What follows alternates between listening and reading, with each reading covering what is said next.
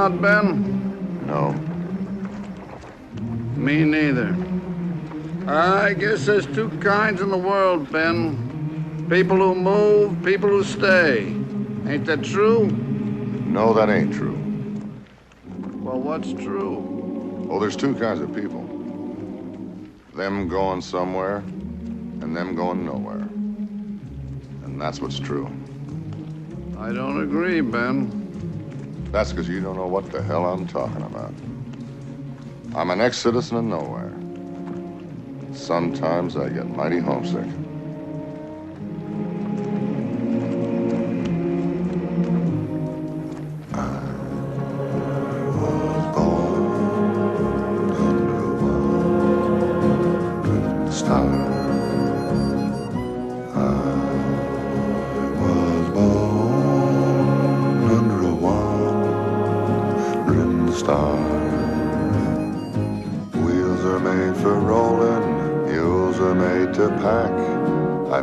Seen a sight that didn't look better looking back.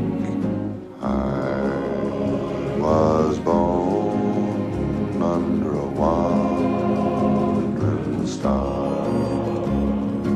Mud can make you prisoner and the plains can bake you dry. Snow can burn your eyes, but only people make you cry. Home is made for coming from, for dreams of going to, which with any luck will never come true. I was born under a wandering star. I was born under a wandering star. Do I know where hell is? Hell is in hello. Heaven is goodbye, forever it's time for me to go. I was born under a wandering star.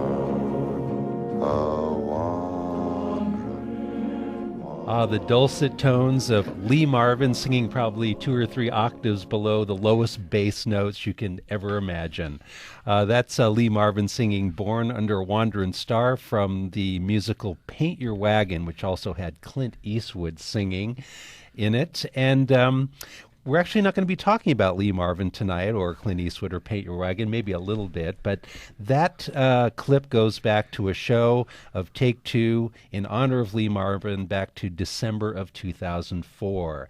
And the reason I'm saying that is tonight we are celebrating 10 years on the air here on Public Radio KCBX, talking about movies. And it's been a great 10-year conversation with my good friend who is right across the aisle from me, the one, the only, Bob Whiteford. And across the aisle from me, the undisputed czar of film on the Central Coast, your friend, my friend, King Vidor Award-winning, truly a gentleman in every sense of the word, my pal, Jim Dee. And Jimmy, it's been pretty amazing. 10 years here.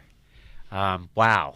It's wow, it's amazing, but it's also kind of shocking. February of 2002, we launched this program, sort of feeling our way during those times. In fact, the original Take Two was a half hour, which I think we were yakking away, and all of a sudden we'd blink and the half hour was over. So very shortly after we started, it went to 1 hour. And then, of course, the idea that we've had to show movies on the radio, we weren't sure how that would work. But happily, we have some great listeners out there, and us yakking away about movies and playing clips has seemed to have worked for 10 years. And so it's been, I almost think of it, Bob, as like a 10-year-long conversation that sort of is unending. You know, we took on a ton of different subjects, but it was just sort of an ongoing great conversation. Absolutely. You know, I was when we were at your house earlier today, I mean, we looked at all the shows you have cataloged on your wall. It was like, wow, that's a lot of shows, a lot of water under the bridge, so to speak. My goodness, I've enjoyed it always. You know, the thing I was thinking of, Bob, too, that means probably the most to me here. I mean, of course, there's the aspect of turning our listeners on to films that they may not have known before. We do know that some of our listeners are taking notes and very gratified. We're very gratified when we hear from our listeners they found out about a film that they hadn't known about before. But I'm going to also take that position. I can't say that there was one show that we've done over the past 10 years where I wasn't somewhat amazed, usually surprised. I mean, we pick a subject and we go deep into discussing a star, a director, a film genre, something that's happening in the news that's reflected in cinema. And I'll tell you, Bob, each and every time I usually discovered something, whether it was doing the research or as we're, blabbering away here on the air, discovering something new or different about the subject that we would take on. So from that aspect, I guess what I'm going towards, if we did something on Humphrey Bogart, for instance, which we didn't go through the typical channels of, his great memorable films, which we can and should do. But in the case of Bogart, we were looking at a number of those films that rarely get seen, but were very enjoyable and part of his filmography. So it's always been kind of nice going in a little bit different direction as we took on the many subjects that we've taken on. The road less traveled, and finding that to be a rich, loamy field of cinematic wonder as well. And that brings us to our show from June of 2005, the Sean Connery film. We did the Sean Connery show, the non-Bond films. And folks, even if he had never done James Bond, which of course is inconceivable, Sean Connery has left a major legacy of great films, non-Bond, for all time. I mean, he's a great actor. And in the process, we hit on a film that was, let's face it, it's a great film that nobody saw. Well, we can do double duty. In fact, some of the clips we're going to play for you tonight may take in one or two subjects. This overlaps. A little bit of an overlap. The film that Bob is talking about starring Sean Connery is called The Offense, and directed by Sidney Lumet, and we did a two-part series on Sidney Lumet. So we've got two artists working here, the great Sean Connery and Sidney Lumet in the director's chair. And folks, I think we've, you and I have been talking, whenever we talk about the show, there's certain shows that come up, and I think we were pretty proud of the show that we did with the non-Bond Sean Connery. However, what I remember specifically, Bob, on this show was we knew that Sean Connery was James Bond, and he was typecast as James Bond, appearing in the first four, and then later on with, Never Say Never Again, which was sort of out of the realm of all the other Bonds since he produced it himself. And then he did come back with Live and Let Die. No. What was it? Let's see. Well, I know Never Say Never Again came out in like 82, 83. That had Klaus Maria Brandauer in it as the villain. Oh, he was good, too. Mephisto himself. And it had Kim Basinger and Barbara Carrera as the Bond girl, good and bad Bond girls du jour. He originally quit the series after 1967's You Only Live Twice. That's the one. And with Donald Pleasance as the heavy. And he was to come back, I think in 1969 was on Her Majesty's Secret Service with the infamous George Lazenby as Bond, which is actually kind of a good movie in spite of George Lazenby. It's got Telly Savalas and it's got Diana Rigg and it's got some great. I mean, Lazenby isn't bad. He's got some good jokes in it. He's clearly making fun of himself, but then he would come back for Diamonds Are Forever. That's right. With the country singer. Sausage and Bacon King Jimmy Dean as a Howard Hughes mogul. I mean, Oh man, and Crispin Glover's dad is the heavy. It just the mind boggles.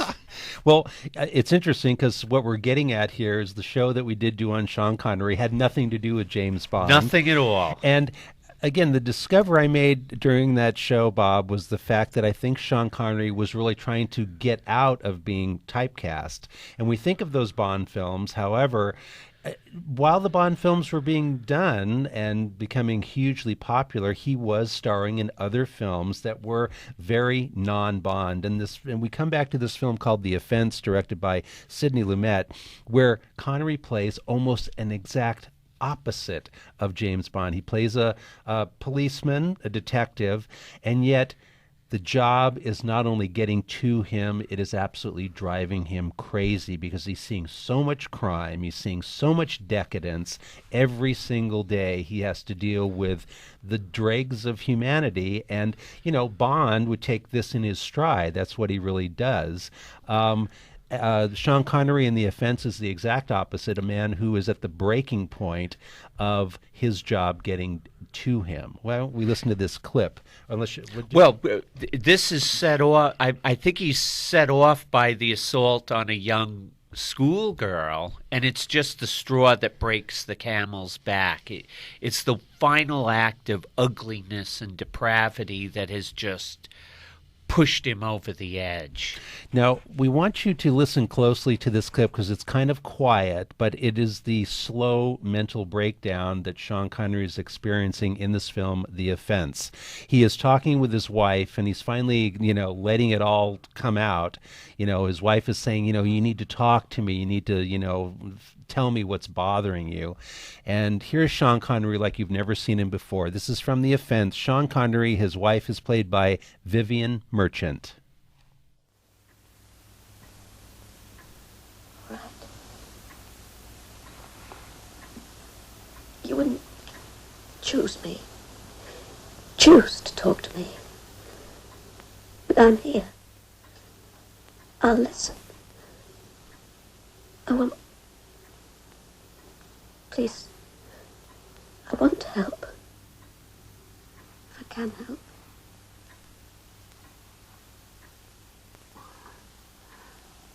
If you could put your hands into my mind, hold it, make it stop, tell it, stop.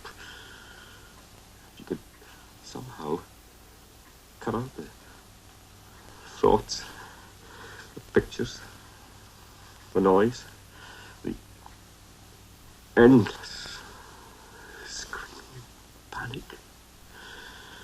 If you could make silence, peace, stop. If you could.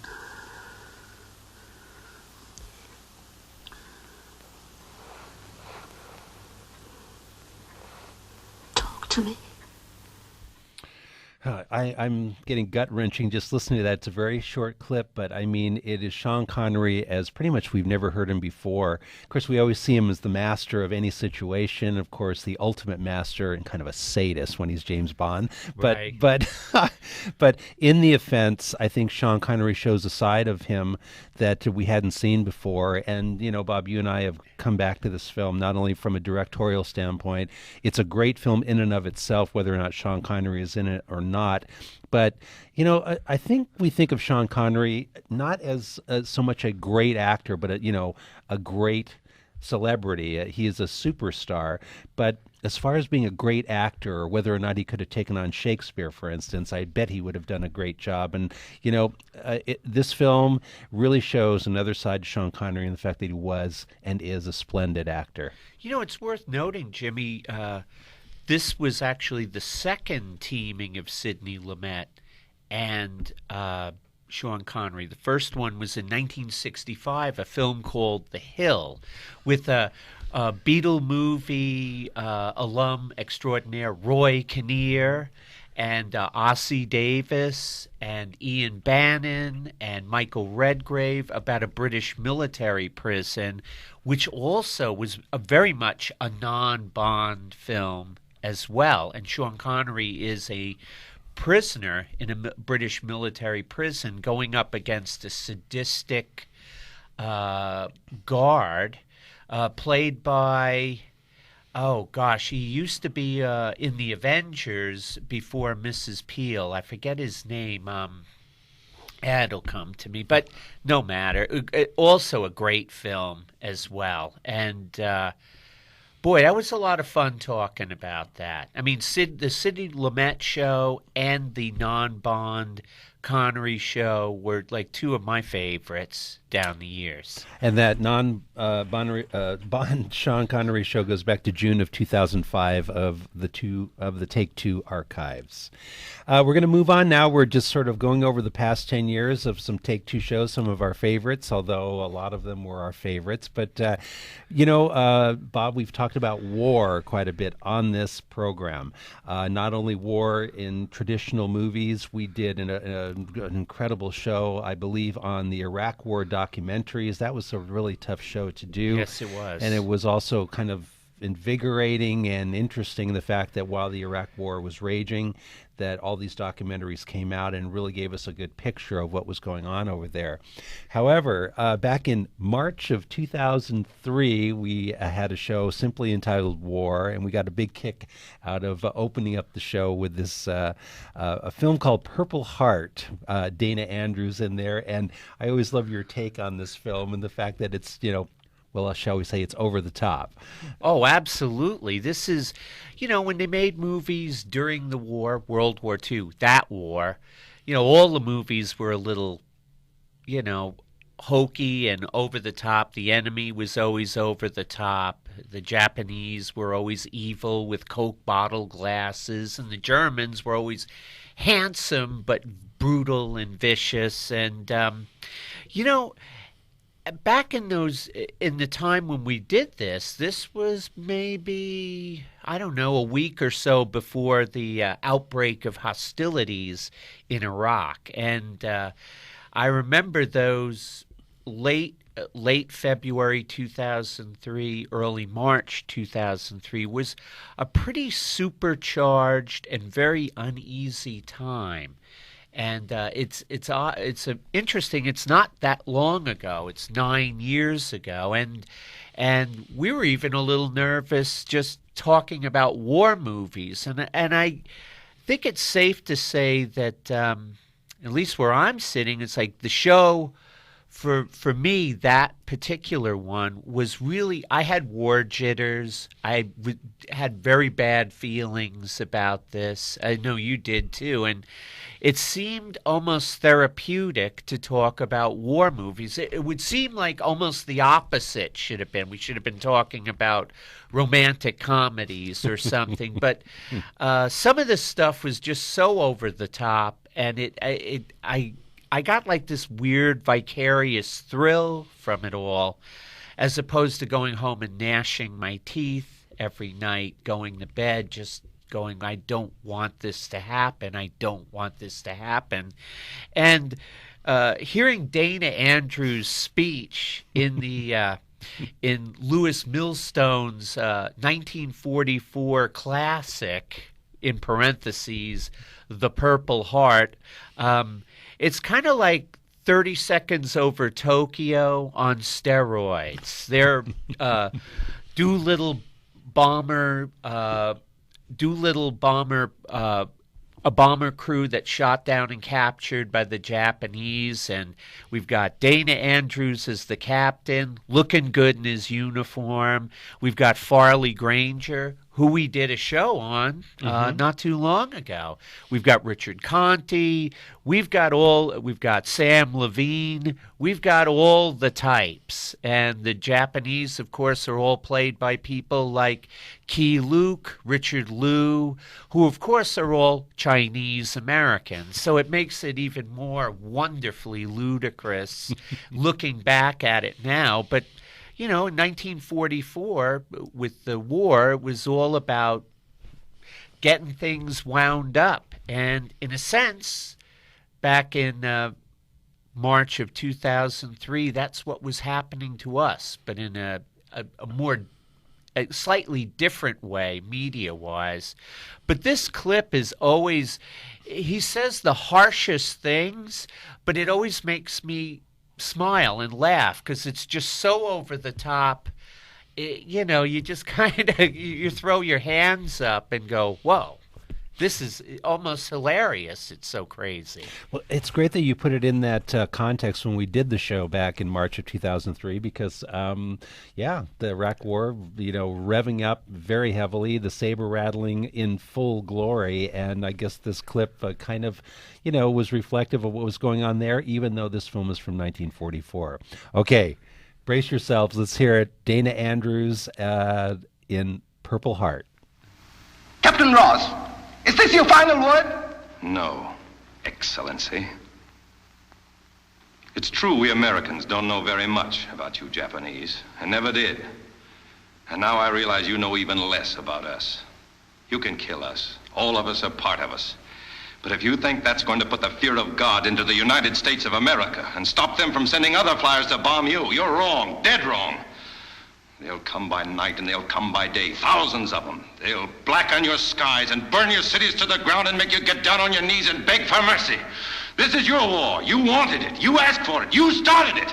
And now you're going to get it. And it won't be finished until your dirty little empire is wiped off the face of the earth.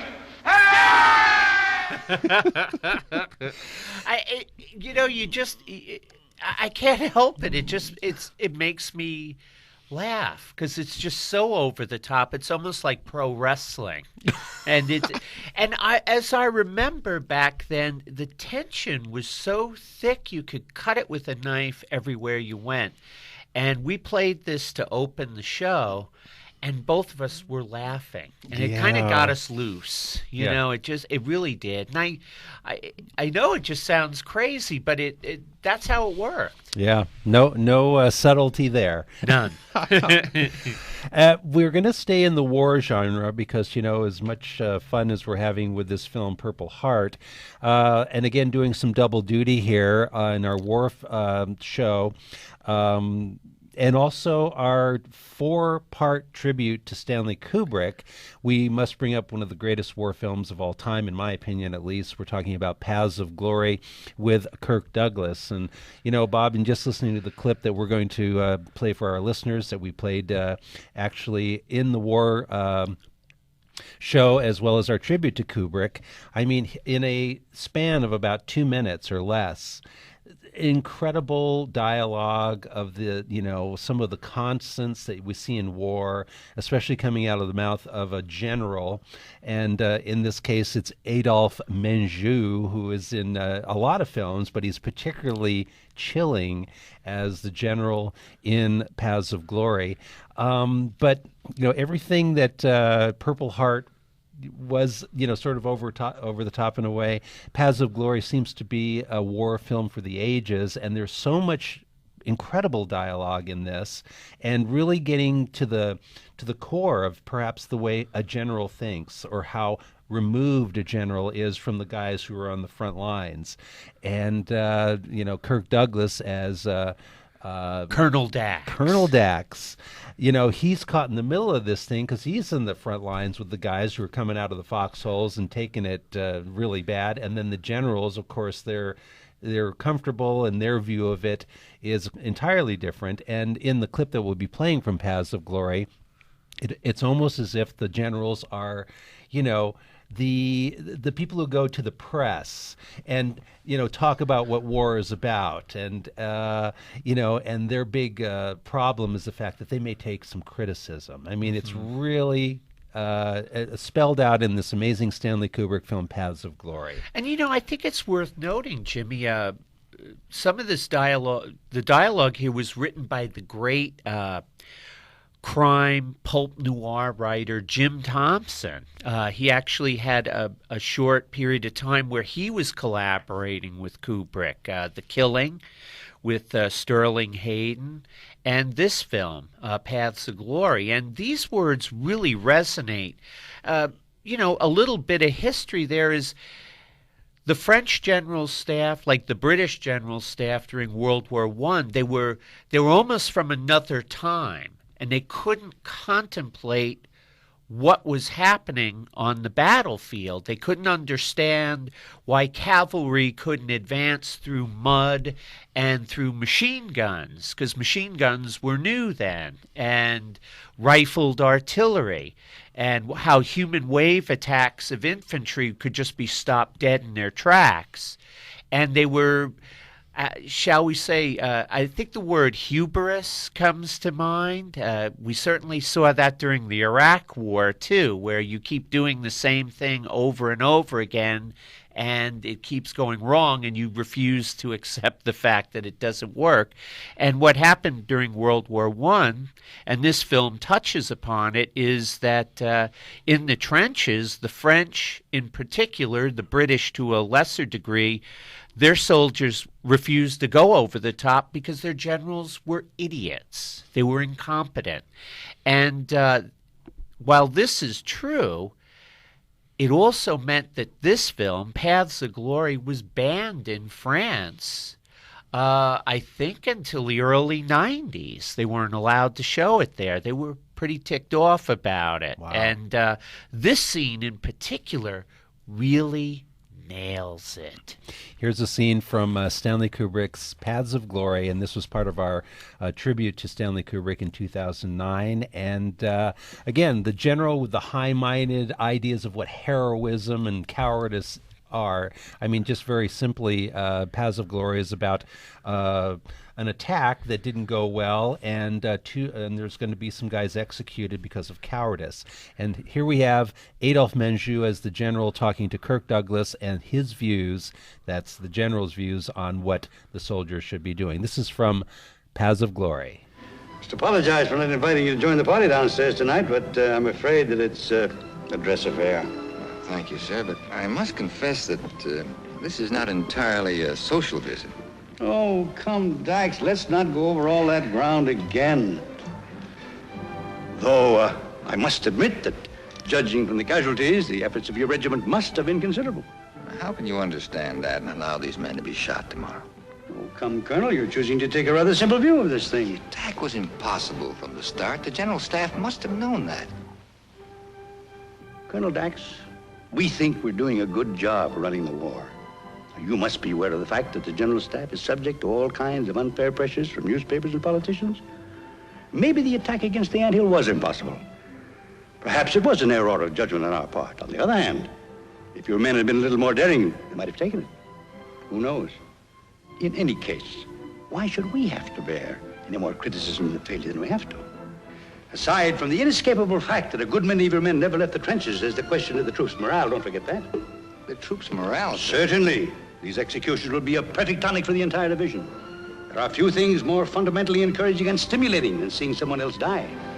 I never thought of that, sir. Well, you see, Colonel, troops are like children. Just as a child wants his father to be firm, troops crave discipline. I see.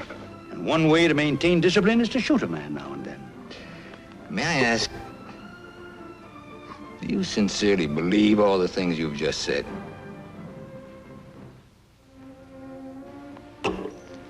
It's been a pleasure discussing this with you, Colonel, but I'm afraid that I'd better be getting back to my guests.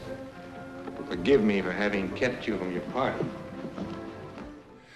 Wow, Kirk Douglas really pretty much sticking it to the general, because obviously everything that's coming out of his mouth may sound good, but it's absolutely absurd, utterly removed from the soldier who was taking it, coming out of those foxholes, as well as thinking, oh, gee, we generals have to take criticism from politicians and the press. I'll shed a tear there's for a him. disconnect there. I mean, Kirk Douglas, while he's a colonel, he's in the trenches. He's fighting. He's seeing his men die. This fellow, Adolphe Menjou, is in the rear with the gear. He's the guy who dreamt up a plan that could never succeed, and all he's concerned with is criticism, while his decisions kill men. And the disconnect it's chilling, and it's really well done. Yes, I agree. We are talking about 10 years of Take Two here on Public Radio KCBX, and we're going over some of our favorite programs, and we've got a lot more in store for you in the next half hour. Back with more of Take Two in just a moment.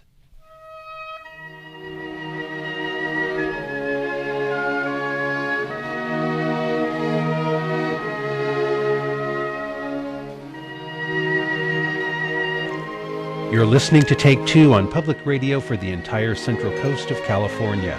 KCBX and KCBX HD1, San Luis Obispo, KSBX, Santa Barbara, KNBX, San Ardo. Streaming worldwide at kcbx.org, where you can also find the Take Two program archives. If you'd like to write to the program, the address is movies@kcbx.org. Take Two is also featured at npr.org.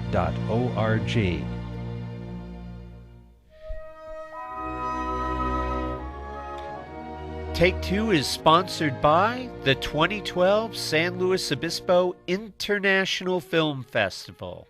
Complete information available at slowfilmfest.org.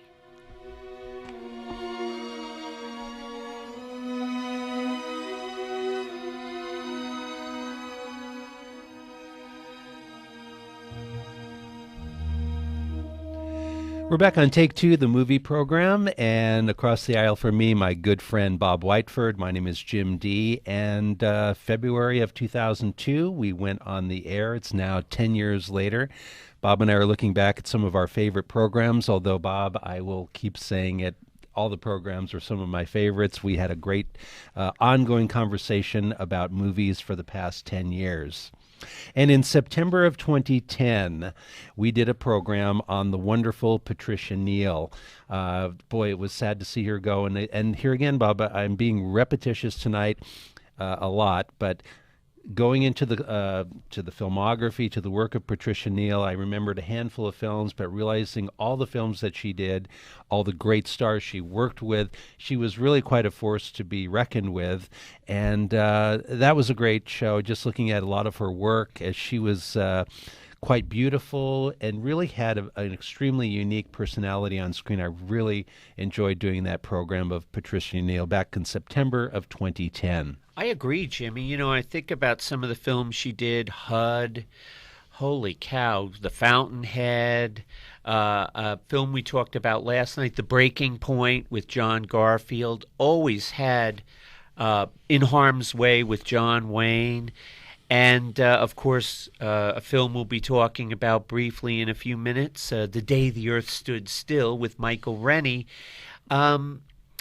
She always was cast against big, very, male stars, and she always brought something very special. She was sensual, but she was a lady, intelligent, and she had integrity, and she was a wonderful leading lady in every sense of the word. Whether she was young and proud and like in The Fountainhead, or kind of weary, too many bad men like in HUD, she carried with her something that was really special, very unique, and very appealing and attractive at the same time. A really unique actress. We're talking about Patricia Neal and our tribute to her that we did back in September of 2010. And Bob, I do remember thinking of Patricia Neal as being strong, intelligent, but always had a vulnerable side. And I can't think of too many actresses offhand that really had that combination. Very strong, very smart, but also being very tender and gentle. And I think she also did that in the film we're going to play a clip from, Day the Earth Stood Still. The other most important thing I want to say about this particular film and Patricia Neal starring in it is this is one of my all-time favorite science fiction films, Day the Earth Stood Still, from 1951. And when we did the Patricia Neal show, I went back to this movie, watched it again, and I really just kept my eyes on her. And I really focused on her performance and her place in this movie. And I think what actually elevated this movie, it couldn't be elevated too much more because I think it's such a fine film, it's probably one of the very few films, science fiction films of the 50s, if we can narrow it down to that, where a woman has a very strong and powerful role in a science fiction movie. As we heard Frank Zappa say in that funny clip we would talk about, it's the guy with the little pistol and the woman trips and twists her ankle after the monster's coming after her. Of course, he was talking about It Conquered the World, and that was Beverly Garland with a Winchester telling the monster who's being pushed with the 2x4, "I'll see you in hell first." That's right. Okay. And she was pretty strong too in that Roger Corman kind of way. I gotta give that a shout out because we love Roger Corman as well. Oh, that's right. Well, maybe 2 science fiction films with strong women. But again, going back to Day the Earth Stood Still and realizing that Patricia Neal was a very strong character. In fact, in the clip we're going to play, she gets the most vital information known on the planet. She saves the Earth, basically. She saves the world. Here is a clip from Day the Earth Stood Still. Michael Rennie has come from another planet. He is in danger. He confides in the wonderful Patricia Neal. It's only a few blocks to Barnard. I'm worried about Gort. I'm afraid of what he might do if anything should happen to me. Gort, but he's a robot. Without you, what could he do? There's no limit to what he could do. He could destroy the Earth. If anything should happen to me, you must go to Gort. You must say these words: Klaatu, Barada, Nikto. Please repeat that. Klaatu, Barada, Nikto. You must remember those words.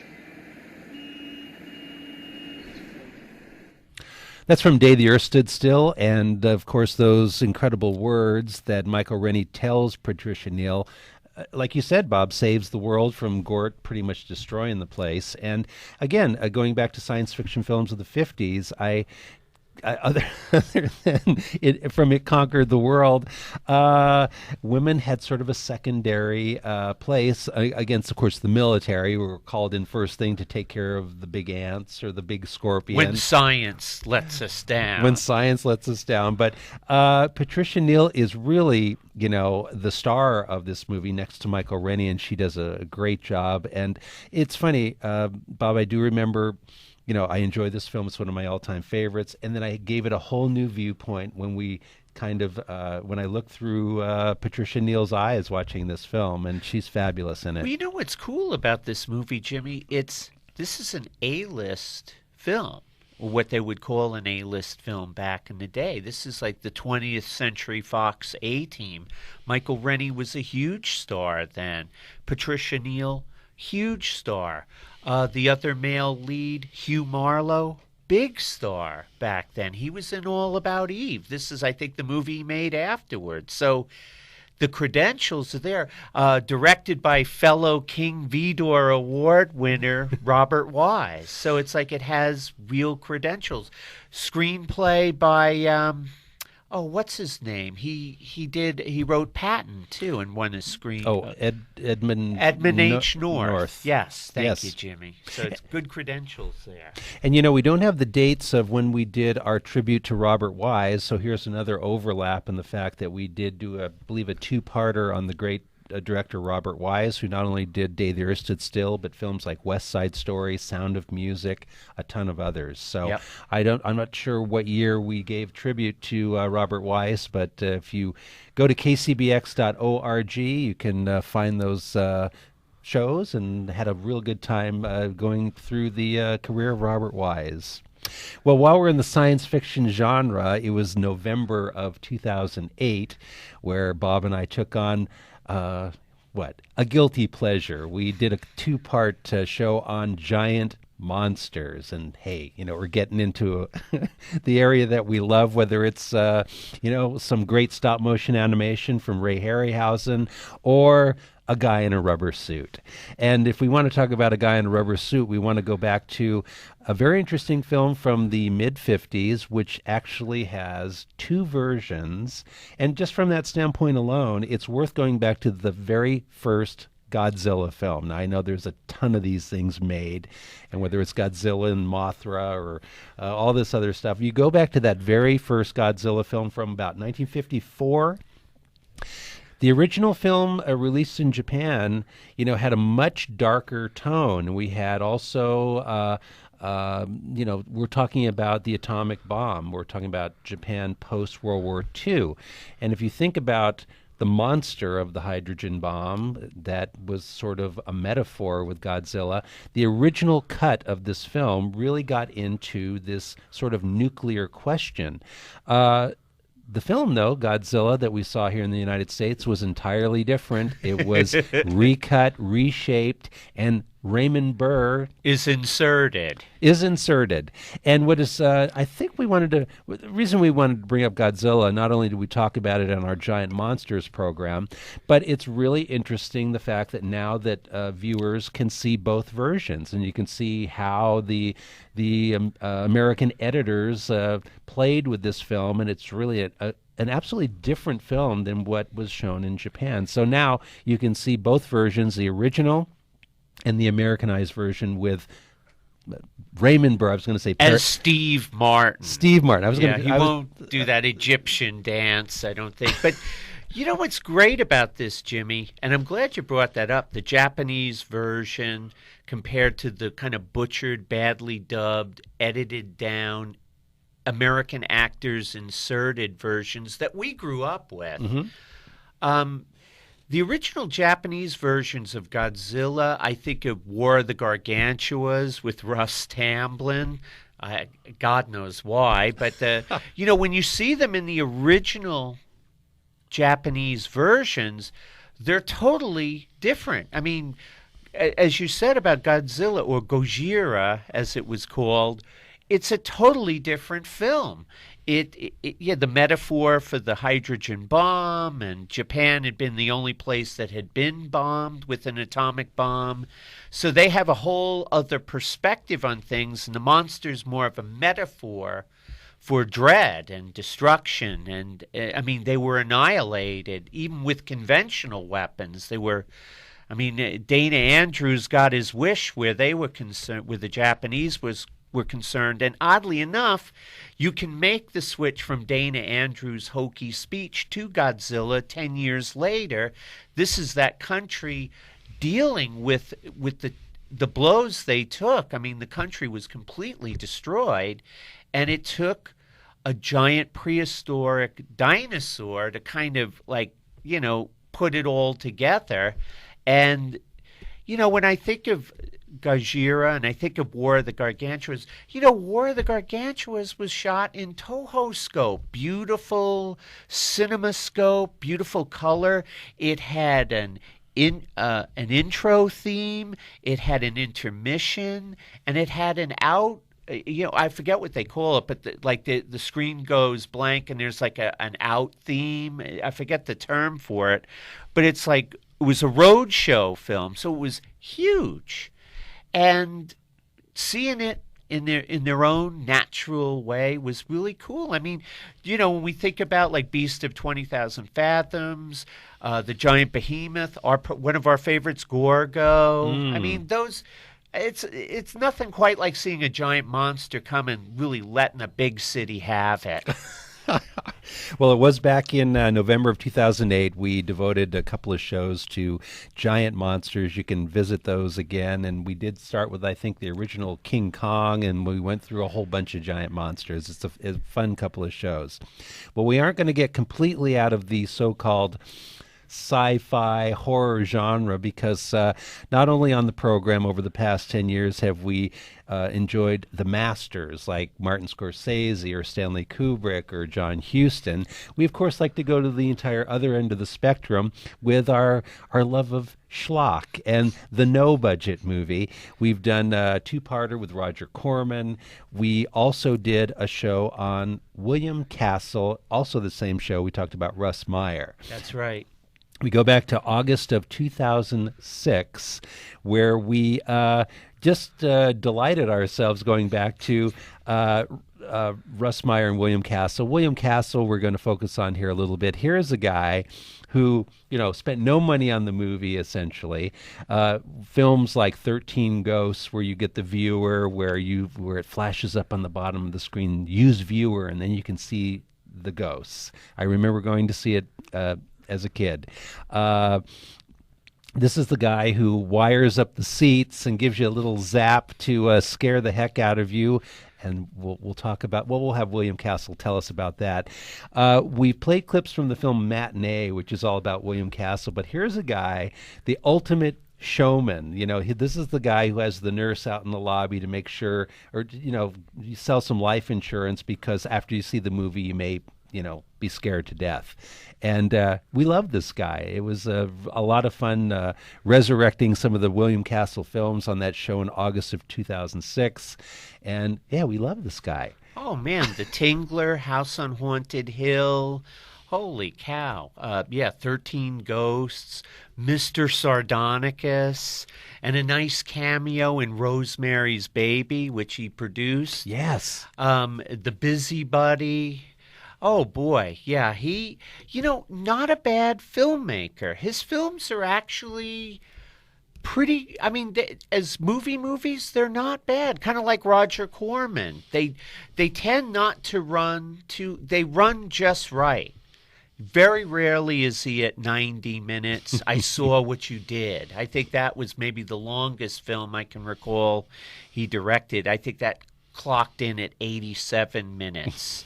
But it was just fine. Most of his films are like, 70, 75 minutes, and they're just wonderful. And, like Roger Corman with the Edgar Allan Poe films, William Castle utilized Vincent Price extremely well for many years. It was a good relationship, and he was a master showman. He liked to have some fun, and there's a documentary, I think that was at the film festival here a few years ago, yes. Spine Tingler, which was wonderful. If you ever get a chance to see that, you'll get a real kick out of it. Well, we go back to August of 2006, our tribute to William Castle, and think, folks, about how films are promoted today. You've got saturation advertising on TV, you've got computer-generated effects, you maybe have action figures at the toy store. But here is how William Castle would sell one of his films. I am William Castle, the director of the motion picture you're about to see. I feel obligated to warn you that some of the sensations, some of the physical reactions which the actors on the screen will feel will also be experienced for the first time in motion picture history by certain members of this audience. I say certain members because some people are more sensitive to these mysterious electronic impulses than others. These unfortunate, sensitive people will at times feel a strange, tingling sensation. Others will feel it less strongly. But don't be alarmed, you can protect yourself. At any time you are conscious of a tingling sensation, you may obtain immediate relief by screaming. Don't be embarrassed about opening your mouth and letting rip with all you've got, because the person in the seat right next to you will probably be screaming too. And remember this, a scream at the right time may save your life. The great William Castle, and that thing that was the first time in motion picture history was the fact that he wired your seat in the theater and gave you a little zap. Oh. And you had to have heart attack insurance or some. The guy was beautiful. He was. Well, we go to a couple of dates. We go to January 2007, a tribute to the wonderful Helen Mirren that we had on Take Two. And then, of course, Bob and I felt we needed to talk about a highlight of our career as the Take Two guys, and that was hanging out with Malcolm McDowell when he was honored at the San Luis Obispo International Film Festival. We did a show on Malcolm McDowell in March of 2009. We've got a clip from a great film of that Malcolm starred in, Oh Lucky Man. It's sort of a sequel to the great film If that we also talked about in the show. It was also interesting, Bob, the fact that, Helen Mirren still seems to be peaking. She's still in a lot of films. She's in her later years, she still seems to be working she's very active. But it was great to have the tribute to Helen Mirren and the fact she's been around for years and years and years, and not only an incredible array of films, but about half the time she's naked in a lot of her films. She doesn't she's very brave, let's just say. And it was fascinating going back to Oh Lucky Man, directed by Lindsay Anderson, where both Malcolm McDowell and Helen Mirren are great in it. Also, Bob was noting, we did our Occupy Wall Street program. It was all about corporations and cinema examples of how corporations reflected the Occupy movement. And, Bob, we didn't mention Oh Lucky Man and the fact we talk about network and the great Ned Beatty speech, corporations are running the world and so on. But among the many plot elements in Oh Lucky Man, there is a sinister Ralph Richardson, who is the father of Helen Mirren. And we already get that sort of horrible possibilities of what corporations can do around the world. Absolutely. Talking to Malcolm the night before we did the show for the film festival, that would probably be the high water mark, I think. And his love of the work of Lindsay Anderson, the director of Oh Lucky Man, really comes through when we were talking with him. I kind of wish you folks could have been there when we got together with him in Pismo Beach and hung out with him, and it was really something else. This film has always been a big favorite of mine. I love Lindsay Anderson. He's done one of my favorite films of all time, This Sporting Life, with Richard Harris. 10 years later, this is Oh Lucky Man. And, here's a little clip from Oh Lucky Man. It's Malcolm and Helen Mirren, and she's the daughter of Ralph Richardson, the guy Malcolm, the door-to-door salesman Malcolm McDowell so desperately wants to be. Here's a little clip from Oh Lucky Man. Champagne? Of course. Glass palaces. Just look at them. One day I'll own one of those. You're very old-fashioned.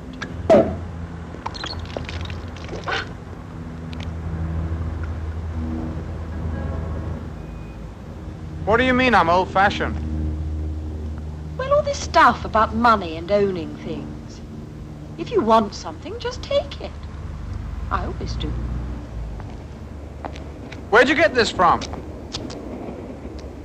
Home. Do you go there often? Sometimes, when I get bored. And where does all this other stuff come from? That comes from home, too. Daddy's got so much he never misses anything. You're lucky. I've got to get there on my own. Get where? Right to the top. How much is a building like that worth?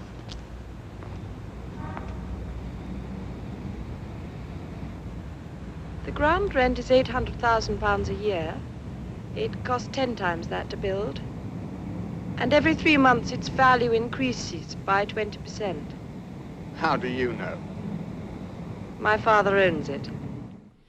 It's a very young Helen Mirren, excuse me, and Malcolm McDowell in Oh Lucky Man. What a great movie. Absolutely. Fantastic film. Lindsay Anderson, as we learned talking to Malcolm, I got to tell you folks, Jim, he was so nervous because he was going to meet, Jim is like the biggest Stanley Kubrick fan I know, and meeting Alex from A Clockwork Orange, I mean, Jim was just... He was nervous. I had to go there just to kind of help him stay calm through the whole thing. And Malcolm was just the most utterly charming, warm, wonderful guy. Great storyteller, as I'm sure a lot of you that evening at the film festival can attest to. For Jim and I, this was just a really special moment. It might be my take-two moment of the decade. Love it. Well, you know what, Bob? I'm gonna, as we're talking about Stanley Kubrick, let's move ahead, we have some interesting takes. It's always interesting to me, and whenever we can get clips of people commenting on films or whatever it may be. When we did our Stanley Kubrick tribute in 2009, we were able to get some clips of some stars, some directors on 2001, the Stanley Kubrick film. And we're going to play you a clip now. This is from the Stanley Kubrick, I think it's called A Life in Pictures. It's a documentary on his life. And we wanted to include this. It's a rather interesting take of, are you ready? Director and actor Sidney Pollack, Martin Scorsese, Jack Nicholson, Woody Allen, and the writer Arthur C. Clarke all commenting on 2001. I can't remember any Stanley Kubrick movie that was released where there wasn't controversy. 2001, I remember very well. I remember Pauline Kael's review of 2001. They were not good reviews. And then 10 years goes by, and they're all classics. By that time, I knew that Kubrick was the one, meaning that, yes, all these extraordinary directors around the world were making film after film, but there was something, after you saw Lolita and Dr. Strangelove, I knew that Kubrick, we had to wait for a Kubrick film. And we knew that when we went to see it, that it was extremely special and that it was, we expected a lot from it, quite honestly. And in 2001, we got it. He told me that the first exhibitor screening of 2001 had, I believe he said, 241 walkouts. You know, this is, I'm sure he counted them too. When I first saw 2001, I didn't like it, and I was very disappointed. And then 3 or 4 months later, I was with some woman in California, and she was telling me what a wonderful film it was, and I went to see it again, and I liked it a lot more the second time I saw it. And then a couple of years later, I saw it again, and I thought, gee, this is really a sensational movie. And it was one of the few times in my life that I realized that the artist was much ahead of me. A lot of people didn't get it the first time round, and I'm really fond of quoting the MGM executive who said, well, that's the end of Stanley Kubrick. But I think now the message has got over, even though we didn't intend a message specifically. More, you know, Stanley wanted to create an experience. And if any message, perhaps people will get different messages from it according to their own individual philosophies and outlooks. That is Arthur C. Clarke, the writer of 2001. Before him, Woody Allen, then Jack Nicholson, Martin Scorsese, and Sidney Pollack, all talking about Stanley Kubrick's 2001, which we included in the tribute that we did in 2009. Well, there's so much more we could talk about, Bob, but it's been a great 10 years, and it's been fun reflecting on these. We could have gone on and on with a lot of our really favorite programs. It was actually back in 2003 that we gave tribute to Bob Hope, who I believe passed away around that time. And that was a really fun show, and the fact that rapid-fire comedy that Bob Hope was, just incredibly adept at. It's too bad we can't play some of those clips, but we're going to leave you with a parting tune from Bob Hope. But, Bob, this has been an amazing conversation for the last 10 years. Really fun reflecting, and I had a good time digging back into the programs. Certainly hope our listeners enjoyed it. Absolutely, Jimmy. I've enjoyed it as well. We'll take care. We're going to leave you with Bob Hope. Take care. Thanks for listening. Thanks for the memory of rainy afternoons, swingy Harlem tunes, motor trips and burning lips and burning toast and prunes. How lovely it was. Thanks for the memory of candlelight and wine, castles on the Rhine, the Parthenon, and moments on the Hudson River line. How lovely it was. Many's the time that we feasted, and many